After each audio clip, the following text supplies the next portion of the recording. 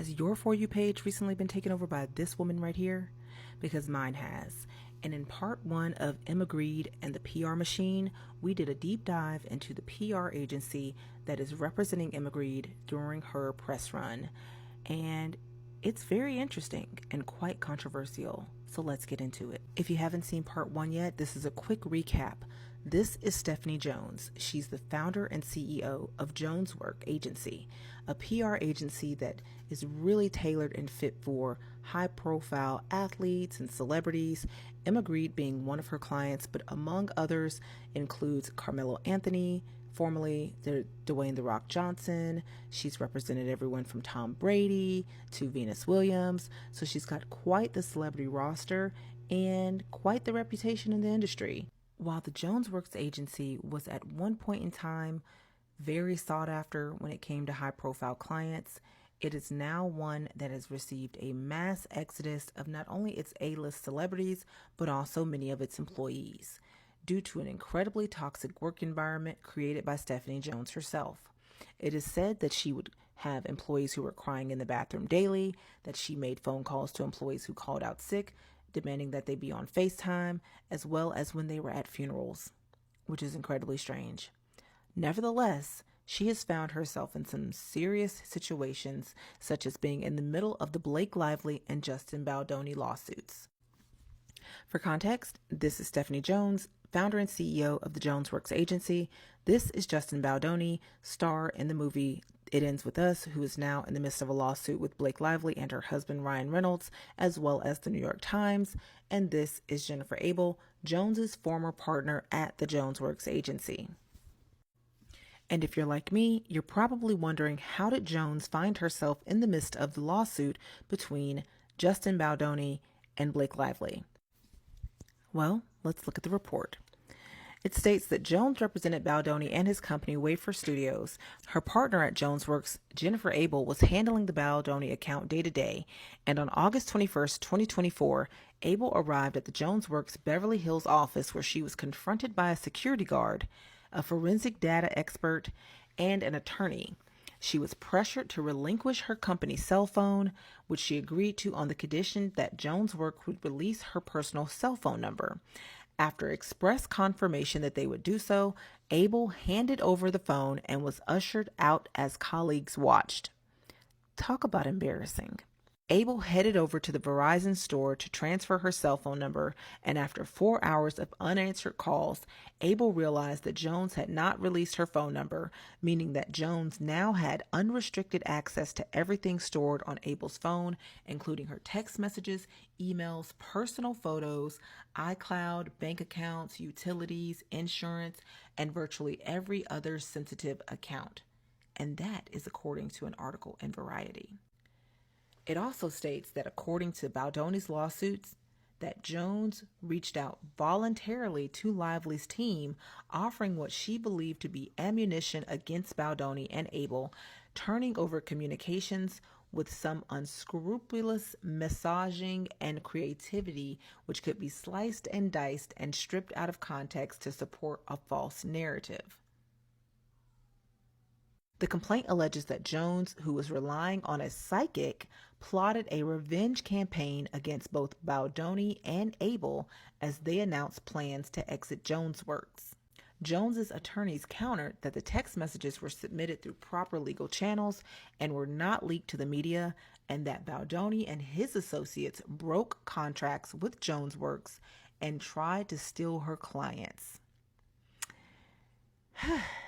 Well, if you're nosy like me, these articles aren't giving enough context. So I wanted to know more about why Stephanie Jones and Jennifer Abel had a falling out and she ended up getting fired or getting her cell phone taken. Like, what is really going on?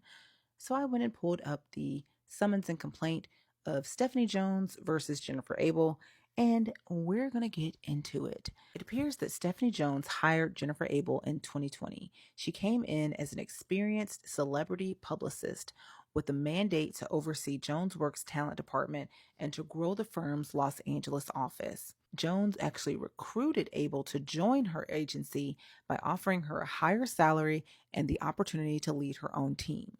As you can imagine, when you're working in public relations, it requires a lot of mobile phone usage. So with that, Jones offered to switch Abel's Android phone to a JonesWorks issued iPhone, which meant that Abel had to port her existing long-term phone number to the JonesWorks company phone plan. Abel agreed to do so if she could retain ownership of her phone number and keep it with her should she ever leave JonesWorks. Although JonesWorks owned the physical device, it configured with Abel's personal Apple ID and populated with all of her personal email accounts, photos, text messages, and third-party apps. JonesWorks did not have a human resources department or dedicated human resources personnel, but relied on business affairs personnel and Jones's various chiefs of staff to handle any personnel-related matters. The summons and complaint also states that JonesWorks lacked written internal policies, including ones that described use of electronic devices and an employee handbook. JonesWorks also did not have any policies prohibiting the use of a company-issued phone for personal usage, giving JonesWorks the right to monitor the use of its company-issued phones or divesting employees of a reasonable expectation of privacy in relation to the use of their company-issued phones. Abel used her JonesWorks-issued cell phone freely and as her sole mobile device, which is a common practice in the industry. According to the lawsuit, during her nearly 4 years of employment at JonesWorks, Abel managed the company's work for Wayfarer Studios and Baldoni out of the Los Angeles office. Baldoni, of course, was the producer, director, and co-star of the film It Ends With Us, which was released in August of 2024. He is also the co-founder and co-chairman at the Wayfarer Studios. Lively was a co-star of his film, and at all times during Wayfarer's 4-year engagement with JonesWorks, Abel was the point person on the account, as Jones devoted her attention to clients she perceived as having a higher prestige. In the summer of 2024, Baldoni and Wayfarer were in the midst of a PR crisis involving tensions between Lively and Baldoni with regard to the film. Abel recommended that Wayfarer and Baldoni hire Melissa Nathan. Let's just pause for a moment. Melissa Nathan is stated to be a crisis communications and public relations expert.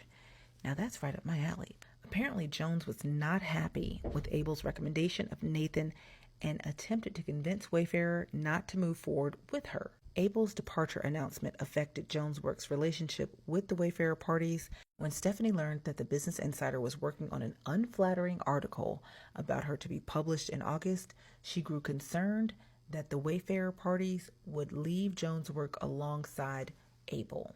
Disputes arose between Abel and Jones regarding the management of the account, including Abel's recommendation that Wayfarer and Baldoni hire Melissa Nathan.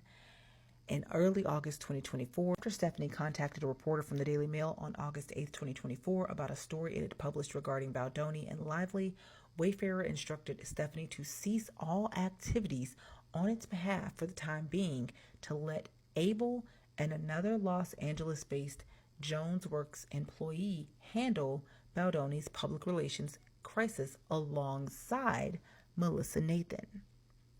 Wayfarer and Baldoni expressed that they had lost all trust in Stephanie.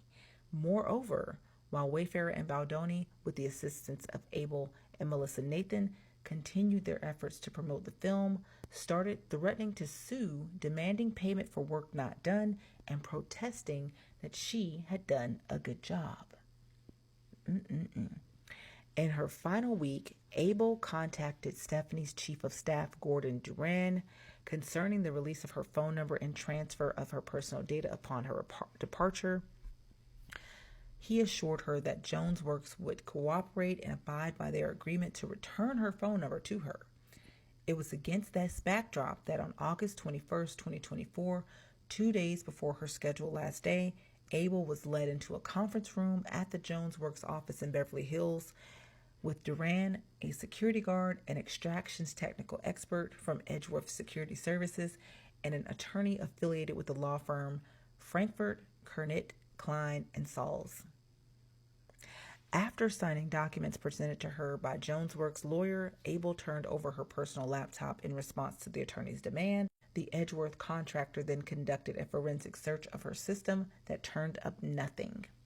The attorney then accused Abel of having illicitly accessed and stolen approximately 10 documents, which Abel denied. Duran demanded that Abel turn over her phone and provide the passcode, which she was told was solely to facilitate the release of her phone number. Abel provided her passcode for the limited purpose of facilitating the transfer of her phone number. After express confirmation from Duran and the Jonesworks attorney that they would release the phone number if she went straight to the Verizon store, Abel handed them the phone and was ushered out of the building. As we know, she went to Verizon, spent 4 hours trying to get her phone number transferred, contacting the Jonesworks office over and over again, and to no avail was she able to connect with them, and ultimately lost all access to her iCloud, her accounts, all of her photos, data, and everything. That led to the accusation that Stephanie Jones and the Jonesworks agency leaked information about Justin Baldoni to help the Blake Lively case against him. So the question remains why Emma Grede has made an active choice to stay under the representation of Stephanie Jones and the Jonesworks agency, despite the controversy that they have been wrapped up in for several years. And not only that, she has built her entire brand on inclusivity, authentic leadership, and workplace culture. However, she has been represented by an agency that did not have an HR department for 13 years, and where in 2024, employees reported that they cried in the bathroom daily and that they were harassed by their CEO. But it appears that the Jonesworks agency is referral only. And so with Emma Grede being tied into the Kardashian network and Jones's husband being a partner at one of the top talent firms, she may just feel like leaving isn't just switching publicists, it's potentially pulling a thread that runs through her entire world. So what does it cost a brand that says it stands for inclusive culture and the next generation of women in business to stay silent about the person who's managing their image? Because in my world, silence is a statement. And choosing to work with someone like Stephanie Jones is an indication of alignment with their behavior. What do you think?